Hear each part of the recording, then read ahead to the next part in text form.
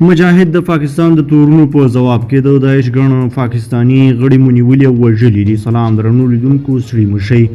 د افغانستان د طالبانو حکومت د پاکستان د دې تور په ځواب کې چې دغه هیواد په بریدونو کې افغانان لاس لري، وویل په تیر یوه کال کې په افغانستان کې د داعش لسګونه پاکستاني غړي وژل شوي یا نیول شوي دي. د حکومت ویان ذبیح الله مجاهد چهارشنبه فرانس پریس خبري اژانس ته ویل تیر کال زموږ امنیتي ځواکونو 18 تنه له منځه یوړل چې پاکستانیان ول.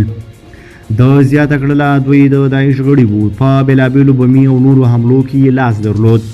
مجاهد همداراز ویل لسګونه نور ژوندي نیول شوي او اوس د افغانستان په محبسونو کې دي. مجاهد سېشنبه پر خپله ټویټر پاڼه کښلي وو چې د سیمې په هېڅ هېواد کې د امنیت په برخه کې د ناکامۍ پړه باید د افغانستان د چارواکو په غاړه وانچول شي.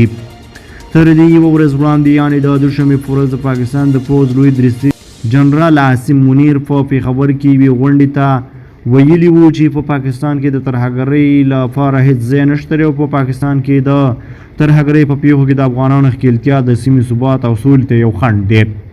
د په افغانستان کې د طالبانو حکومت ژمنو ته په اشارې وویل دا د دوحې د تړون سرغړونه ده.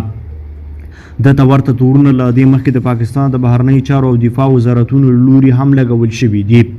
څه موده وړاندې د پاکستان د بهرنیو چارو وزارت ادعا وکړه چې د پاکستان په نامنیو کې ځینې افغانان هم ښکېل دي او دوی ثبوتونه او شواهد د طالبانو حکومت سره شریک کړي دي. د بلوچستان د ژوب پر شاوڼۍ د حملې د عاملینو په اړه پاکستاني چارواکو ادعا کړې چې له 5 بریدګرو ځینې یې 3 افغانان وو. دوی همداراز په باجوړ کې د جمعیت علماء اسلام ګوند پر غونډه د داعش د برید عامل هم د افغانستان ته وبللی دی. د پاکستان د تورونو د رد په اړه د ذبیح الله مجاهد اعلامیه